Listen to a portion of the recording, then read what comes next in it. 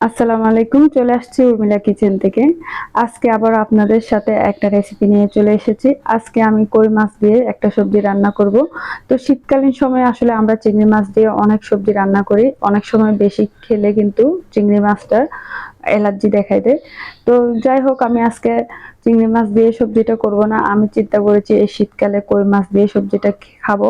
প্রতিদিনই রান্না করতে ইচ্ছা করবে। তো আমি সিম আর কয়েকটা আলু কেটে রেখেছি। তারপর আলুগুলো কেটে ভালোভাবে ধুয়ে রেখে রাখলাম। এরপর এদিকে আমি মাছগুলো ভালোভাবে ধুয়ে ক্লিন করে নিয়েছি। এর মধ্যে আমি দিয়ে দিলাম লবণ, আর একটু হলুদের গুঁড়া, আর একটু দিয়ে দিব মরিচের গুঁড়া। দিয়ে ভালোভাবে কিছুক্ষণ পর্যন্ত মাখিয়ে প্রায় কয়েক মিনিটের জন্য আমি রেখে দেব। এরপর আমি চুলার উপর একটা ফ্রাই প্যান বসিয়ে দিচ্ছি। ফ্রাই প্যানের মধ্যে আমি দিয়ে দিলাম তেল। তো তেলটা দিয়ে দিয়েছি, গরম হয়ে আসছে। তার মধ্যে আমি মাছগুলো একটা একটা করে ভেজে নিচ্ছি। মাছগুলো ভেজে কিন্তু সবজিটা রান্না করলে খুবই ভালো লাগে। আর আপনারা চাইলে এমনিও রান্না করতে পারেন, তবে আমার মাছটা ভেজে সবজিটা রান্না করলে ভালো লাগে। এখন থেকে ভেবেছি আর চিংড়ি মাছ দিয়ে তেমন সবজি রান্না করব না। এরকম কই মাছ পেলে কয়েক কেজি এনে রেখে দিলে শীতকালীন কিন্তু এই সবজিটা খেতে খুবই ভালো লেগেছে। তো যাই হোক, মাছগুলো ভাজা হয়ে গিয়েছে। আর একটা আমি কড়াই বসিয়ে দিয়েছি, আর এখানে আমি দিয়ে দিলাম কিছু রসুন। আর কিন্তু আমি কিছু বাটা মশলা ব্যবহার করব। আমি কিছু সরিষা আর হলো জিরা বেটে নিয়েছি। তো বাটাটা আমি স্কিপ করেছি, ভিডিওটা অনেক বড় হয়ে যায় তাই। তো এখানে আমি পেঁয়াজ কুচি দিয়ে দিয়েছি, আর দিয়ে দিলাম স্বাদ মতো লবণ। তারপর এটা আমি কিছুক্ষণ পর্যন্ত কষাবো। এরপর আমি দিয়ে দিচ্ছি মরিচের গুঁড়া। ১.৫ চামচের মতো মরিচের গুঁড়ো দিয়ে দিলাম, আর হাফ চামচের চেয়ে একটু বেশি আমি দিয়ে দিয়েছি হলুদের গুঁড়া। তারপর আমি মাছের মশলাটাও দিয়ে দিচ্ছি।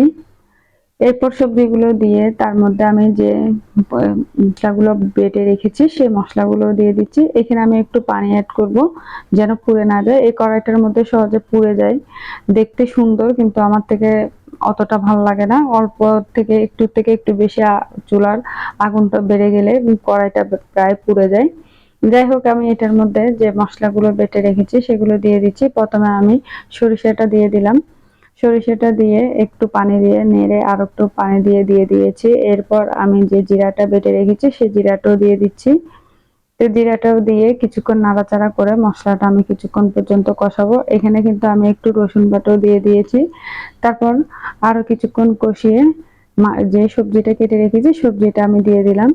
দিয়ে ভালোভাবে নাড়াচাড়া করে কিছুক্ষণের জন্য আমি ঢাকনাটা দিয়ে ঢেকে রাখবো। এই যে জিরাটা আমি এখন দিয়ে দিয়েছি।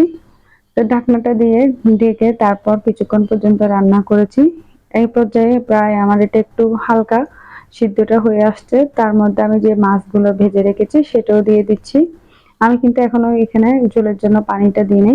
প্রথমে মাছটা দিয়ে আরো কিছুক্ষণ পর্যন্ত আমি এটা কষাবো। কড়াইটা পাল্টিয়ে নিয়েছি, সবজিটা বেশি হয়েছে তাই। এরপর কষানোটা হয়ে আসলে তার মধ্যে ঝোলের জন্য পানিটাও দিয়ে দিয়েছি। দিয়ে ঢাকনাটা দিয়ে আরো কিছুক্ষণ পর্যন্ত রান্না করেছি। এরপর ভালোভাবে এটা সিদ্ধ হয়ে আসছে। দেখেন ঝোলটা কি সুন্দর গাঢ় হয়েছে, আর এত সুস্বাদু হয়েছিল এই রান্নাটা বলার মতো না। শীতকালে কিন্তু এই সবজিটা দিয়ে ভাত খেয়ে ওঠা যাবে। যাই হোক, এটা আমি ঢাকনাটা দিয়ে আরো কিছুক্ষণ রান্না করেছি। তারপর উপরের দিক থেকে কয়েকটা কাঁচামরিচ ফালি দিয়ে আমি এটা গরম গরম পরিবেশন করেছি। তো কেমন লেগেছে অবশ্যই জানাবেন। আর ভালো লেগে থাকলে লাইক, কমেন্ট, শেয়ার দিয়ে পাশে থাকবেন। আল্লাহ হাফেজ।